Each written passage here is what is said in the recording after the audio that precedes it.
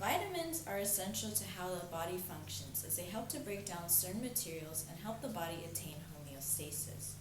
However, a vitamin deficiency can harm an individual as it can disrupt homeostatic processes. Also, this deficiency has been noted to be more prevalent in minorities and in general, the U.S. population.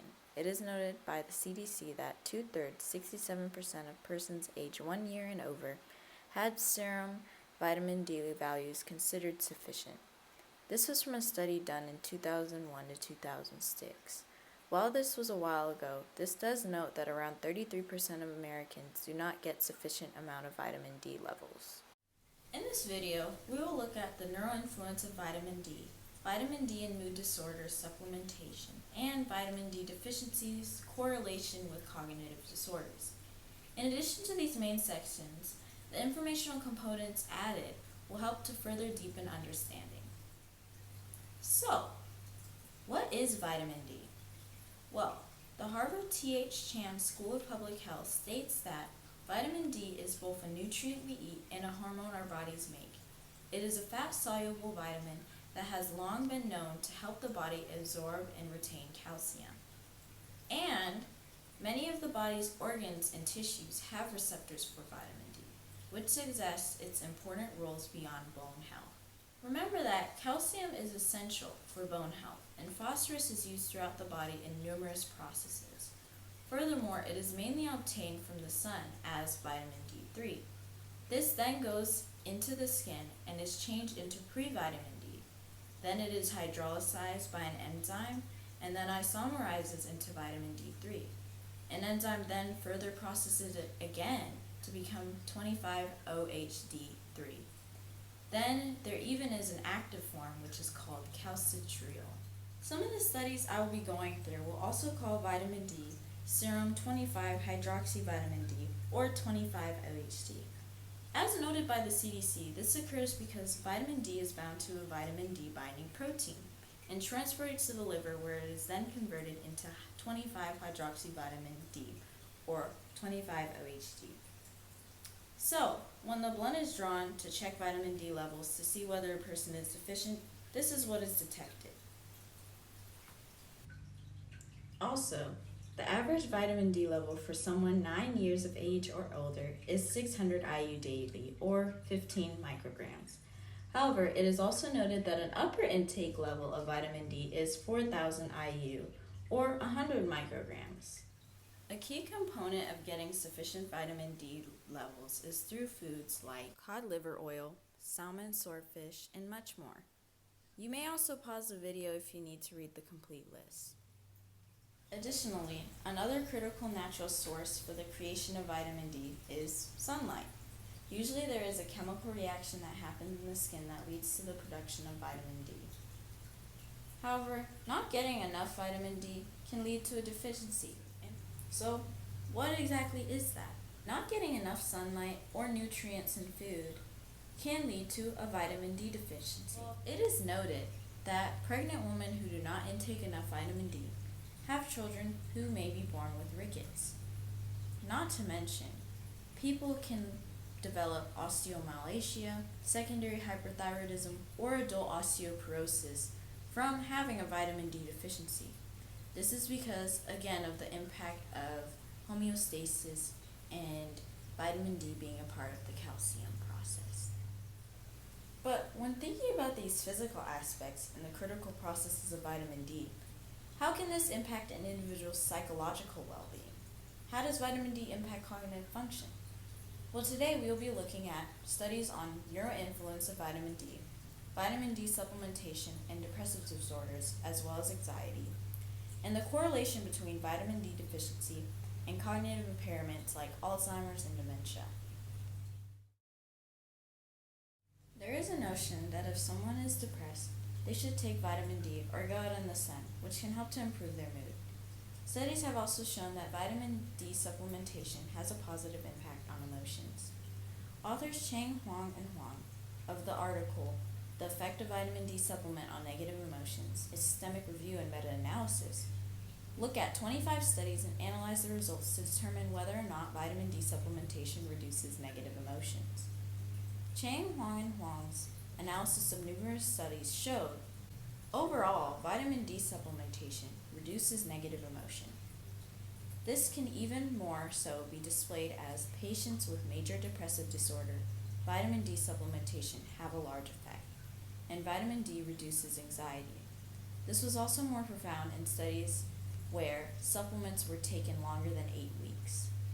This article is in-depth and even goes through studying different severities of depression, why it is essential to look into this research and then analyze the multiple studies they are reviewing.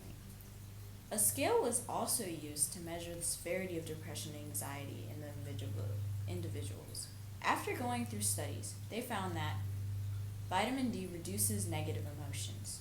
The results of the analysis, all eligible studies, and only studies without flaws, were similar. They even state how this supports their hypothesis.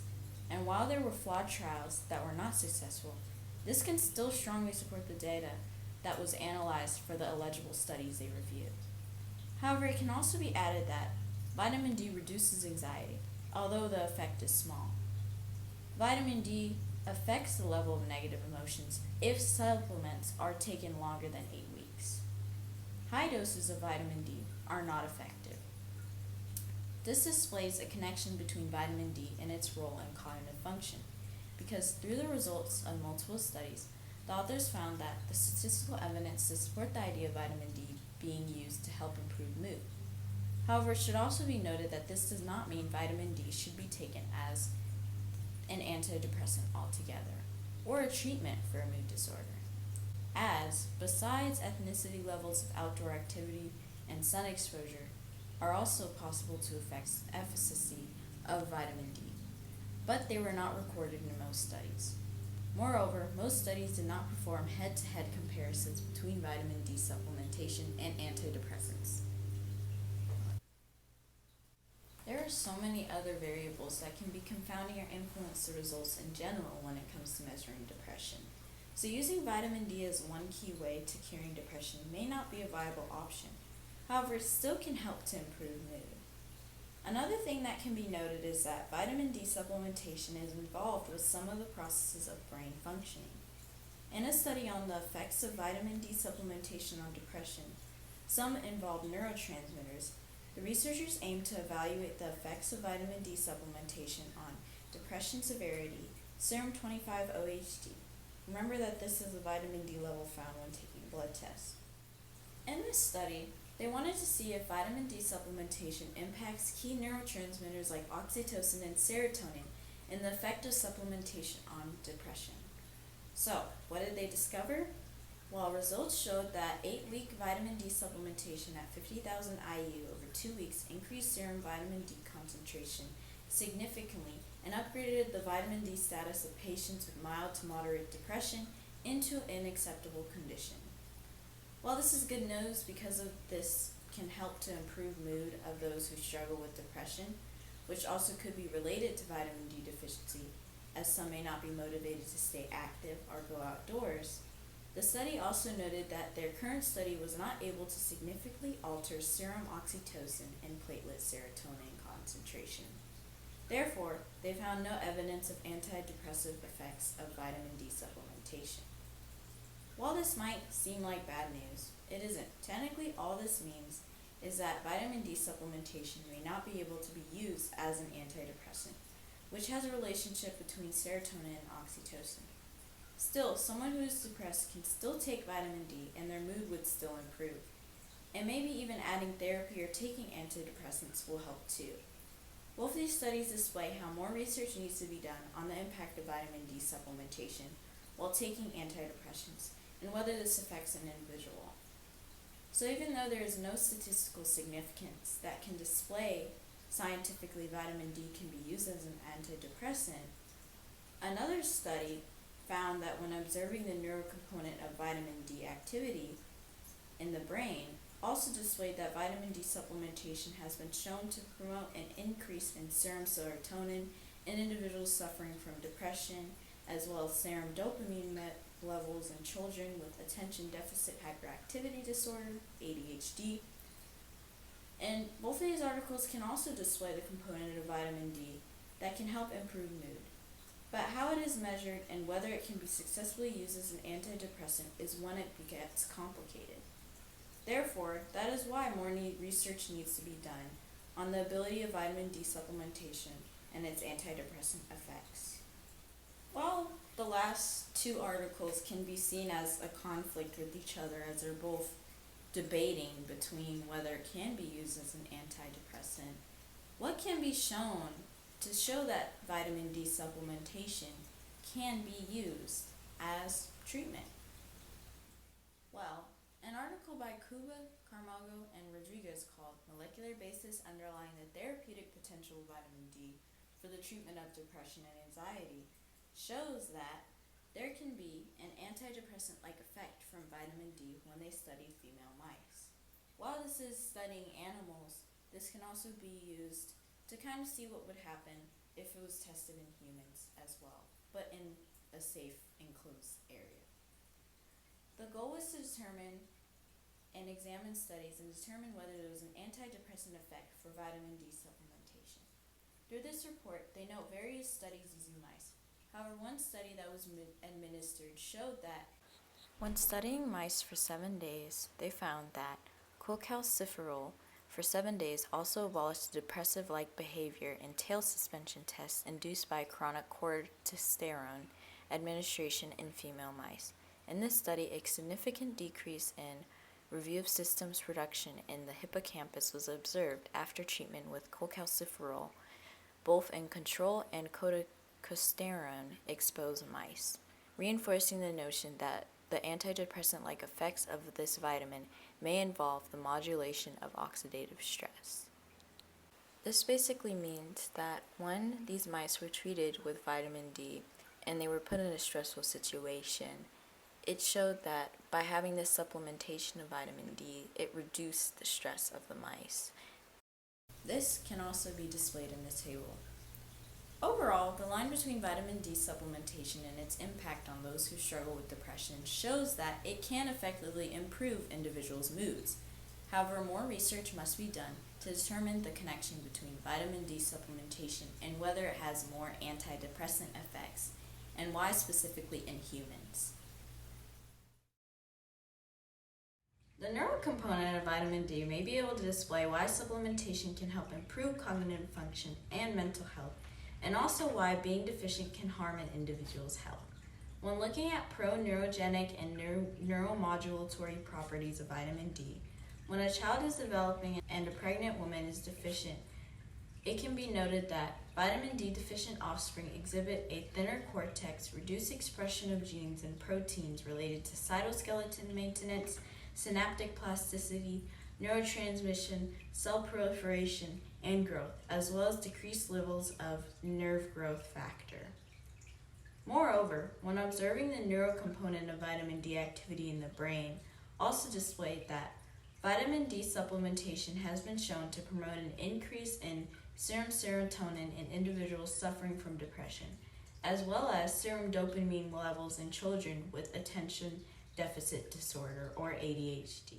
This was also noted again before, which connects to the point of vitamin D being used as an antidepressant. And also the idea that in the brain, the functioning of vitamin D is present. Furthermore, authors Chang, Wang, and Huang of the article note that there is a presence of vitamin D receptors in the brain, as vitamin D receptors are widespread in several brain regions, such as the prefrontal cortex, substantia nigra, and the hypothalamus, and has also been related to the synthesis of monoamines, serotonin, dopamine, and noradrenaline. Moreover, vitamin D is associated with nerve growth factor enhancement and antioxidant effects in the central nervous system. Studies have also examined the size of individuals' brains and the volume of gray and white matter. It has been discovered in some studies that low serum 25-OHD was associated with loss of executive function, and large frontal horns of lateral ventricles and shrinkage of the frontal lobe. Another study quantifying cerebral ventricle volume using semi-automated software from three-dimensional T1 rated MRI found a 28% increase in lateral ventricle volume in vitamin D deficient individuals compared to those with normal serum levels of 25 OHD.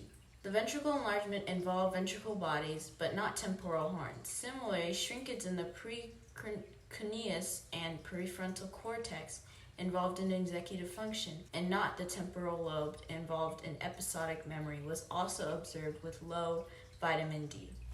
Larger ventricles can actually be noted as being somewhat of a telltale sign of cognitive decline with age. And this also can be related to if there is larger things in the brain that could lead to a slower transfer of information as the surface area to volume ratio would be lower. And shrinkage of parts of the brains like the prefrontal cortex also would not be good as well, as it likely means that there's cells lost and neurons lost that can help with memory and thinking and processing, which is what the prefrontal cortex is known for. Numerous studies have noted a correlation between those with vitamin D deficiency and cognitive decline with age. Usually this cognitive decline can be seen as Alzheimer's and dementia in older adults. When looking at how vitamin D can influence Alzheimer's, it is noted that there can be a connection between the two, as Alzheimer's disease patients have a significantly higher risk of hip fractures than non-Alzheimer's disease patients, which may suggest inadequate intake or absorption of vitamin D and calcium in the population that develops Alzheimer's disease. Moreover, this can be related to the fact that a study measured the vitamin D levels of older individuals in a longitudinal study. 171 of these patients developed all-cause dementia, and 102 developed Alzheimer's disease. The risk of developing both all-cause dementia and Alzheimer's disease was significantly higher in participants who were either vitamin D deficient or severely deficient. In minimally adjusted models, those who were deficient had about a 51% increased risk of all-cause dementia, whereas the increased risk for those who were severely deficient was about 122%. So therefore, with these two texts, it can be noted that those with vitamin D deficiency are more at risk for dementia or Alzheimer's disease. This can also relate to what Auden and Richardson stated, because people with Alzheimer's disease are at an increased risk of hip fractures. How so? Likely, this would be because a person with cognitive impairment has to be isolated and protected for their safety. This also means that they probably aren't going outside as much, or if they need to take supplements, they may have trouble taking sufficient nutrients. This can lead to a person being at increased risk for being deficient. Another meta-analysis that looks at whether there is an association between vitamin D deficiency and Alzheimer's disease found that 6 studies involving a total of 14,618 participants evaluated the relationship between vitamin D deficiency and Alzheimer's disease patients with vitamin D deficiency had a higher risk of Alzheimer's disease than patients with adequate vitamin D supply, and severe vitamin D deficiency was associated with high risk of Alzheimer's disease compared to moderate vitamin D deficiency. For dementia, the analysis found that out of 11 studies involving a total of 21,784 participants, it evaluated the relationship between vitamin D deficiency and dementia. The risk of dementia for those with vitamin D deficiency relative to those with vitamin D levels in normal range was 1.32. Severe vitamin D deficiency was associated with a high risk of dementia. This therefore shows that there is a strong association between the two with vitamin D deficiency and dementia. Therefore, it can also be noted that there is a connection between vitamin D and cognitive impairments with age, as there is statistical significance that can support inferences made in research on dementia and Alzheimer's. While I may have brought up a lot of things in this video, my main goal was to connect vitamin D to how it can affect one's mental health. And what we can see is that vitamin D supplementation has positive benefits, from getting healthy bones and having healthy bones to even improving your mood. However, not getting enough vitamin D can harm a person's well-being. This can be shown from the brain having cognitive function disabilities and other things as well. While the body's pathways are complex, this also means that when there aren't enough nutrients, the body works less efficiently. So what can be noted through research about vitamin D deficiency? First, there is not really enough significant evidence to determine whether vitamin D is being used as a treatment for depression, as an antidepressant. However, mood can still be improved by taking vitamin D supplementation, and this can happen over 8 weeks. Another thing that can be noted is that the cognitive decline factor of vitamin D deficiency. People of older age who were reported of having significant vitamin D deficiency were more at risk for developing dementia or Alzheimer's.